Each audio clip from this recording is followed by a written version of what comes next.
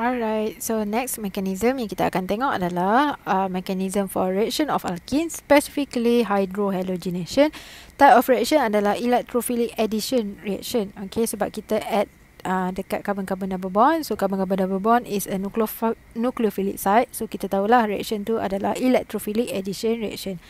Okay, so first thing adalah you have to identify, for example, this starting material reacted dengan reagent HCl and AlCl3, and then dia akan hasilkan dua produk sebenarnya. Okay, so first, this is addition. So addition tu akan berlaku dekat carbon-carbon double bond.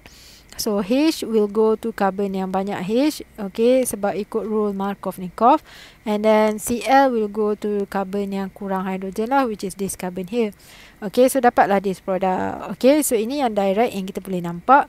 But actually what happen adalah kita ada rearrangement tu berlaku. Okay, so rearrangement berlaku yang shift tu lah. So kiranya bila shifting tu berlaku, hydrogen tu di sini, tapi Cl tu, this carbocation dia shift pergi sini.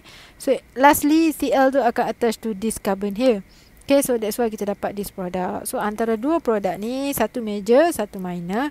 So yang ini adalah major product, while this one is minor product. Okay, so maybe some of you can identify the minor product, tapi tak boleh identify the major product. But you should be able to identify the major product when you do your mechanism. Okay, sebab kamu akan sedar, oh, carbocation yang secondary tu we can shift to tertiary. Okay, so itu yang kita nak buat mechanism lah. Okay, tapi dalam exam, kalau dia bagi this kind of starting material, they expect kamu to give this major product. So you should be able to imagine the mechanism in your head lah. Okay, alright, so next kita tengok kita punya mechanism. Alright, so dia ada dua step je for this one. Okay, and very easy. So the first one adalah formation of carbocation. Okay, so jom kita start. Okay, so kita ambil kita punya starting material tadi, reactedkan dia dengan HCl. Okay, and then kita akan form carbocation. Okay, so arrow dari mana ke mana? Okay, itu kamu boleh fikir logik lah. So area yang kaya elektron dekat sini adalah this carbon-carbon double bond. So this carbon-carbon double bond is a nucleophilic site. Okay, so apa yang dia buat adalah dia akan pergi dan ambil hydrogen ni, and then this Cl akan keluar. Okay, so Cl ni senang je untuk keluar sebab for your information, Cl is a good leaving group. Okay, so maksudnya dia tak macam OH, C dan OH tadi. C dan OH bond dia kuat, so OH tu susah nak keluar. But for H dengan Cl, the bonding is weak. So maksudnya dia ada, Cl is a good leaving group lah. Group 17 usually good leaving group. So maksudnya bila H ni ambil, Cl ni dia boleh keluar dengan sendirinya lah. Alright, so next we should draw our product. Okay, so H nak masuk mana? Sebab kita push arrow start from tengah bond kan. That means H kita boleh masuk this carbon or this carbon lah. Okay, tapi macam kita cakap tadi, kita kena follow rule Markov-Nikov. So your hydrogen should be dekat carbon yang satu tu. Okay, so let's say lah our hydrogen yang baru adalah di sini lah. So maksudnya carbocation dia dekat sini. Sebab this bond is break, and then this bond break, and then elektron dalam bond ni digunakan untuk form bond dengan hydrogen, which is this bond here. Okay, so carbon ni tak dapat elektron, so dia charge positif. Okay, lagi pun boleh kira dia punya formal charge lah. Okay, saya tak tunjuk dah formal charge.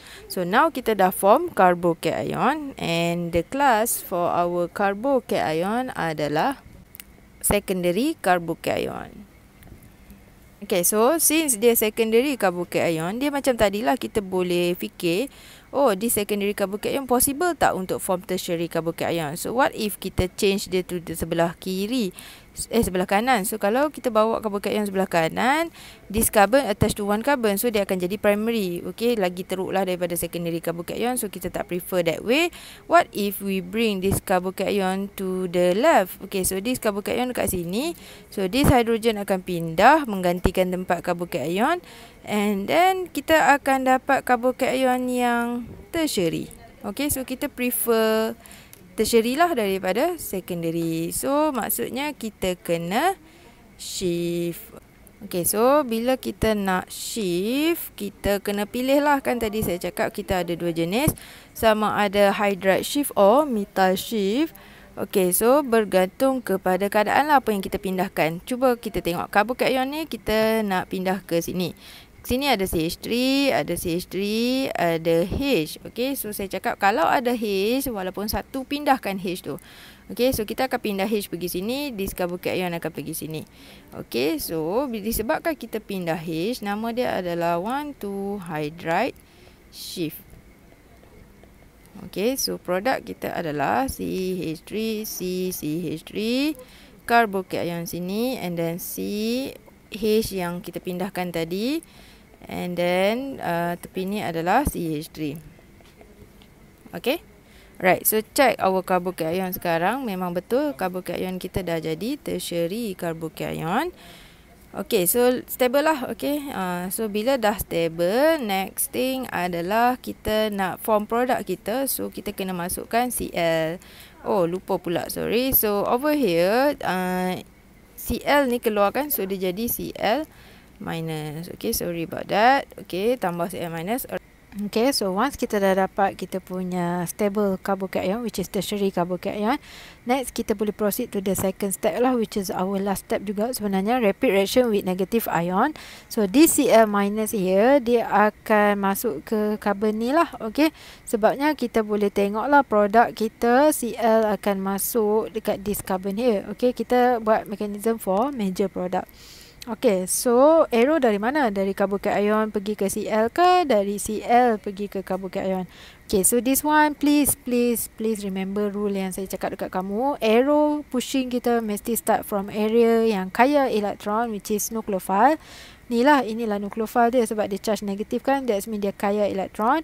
To electrophile. Okay, so your arrow should start from Cl minus to carbon. Okay, so then kita draw lah produk kita. So CH3 and then CH3. So over here Cl kita dah masuk. Okay, and then CH3. Okay, yang hujung ni kamu nak simplify dia CH3 pun boleh, tak ada masalah. Okay, so Cl yang baru masuk ni adalah ini. Okay, so dapatlah major produk kita. So habislah for this mechanism. Okay, so mechanism hydrohalogenation ni tak susah sangat pun, cuma it depend lah dekat sini. Okay, ada extra step, ada shift ke tak. Okay, for this one dia perlu shift lah. Okay, sebabnya we can form more stable karbokation, which is tertiary, bila kita shift karbokation sini and this H pergi sini. Okay, so tips dia adalah kalau kamu tempat yang kamu nak pindah karbokation tu ada at least one hydrogen, kita akan shift that hydrogen. Sebab you can imagine if you shift di CH3 pergi sini, okay, so structure kamu tu CH3 dekat sini, di CH3 dah tak ada, lepas tu dia jadi karbokation. So kelas kamu end up dapat secondary balik. So that's why kita tak shift methyl, kita akan shift hydrogen kalau ada hydrogen. Okay, alright, and then once dah shift, dah form more stable, please write down dia punya class of karbokation so that we can double check lah betul ke kita form more stable ataupun kita back to biasa je. Okay, so once dah form more stable and then Cl minus tu masuk, and then we will form our major product. Okay, I think that's all for mechanism hydrohalogenation. Thank you.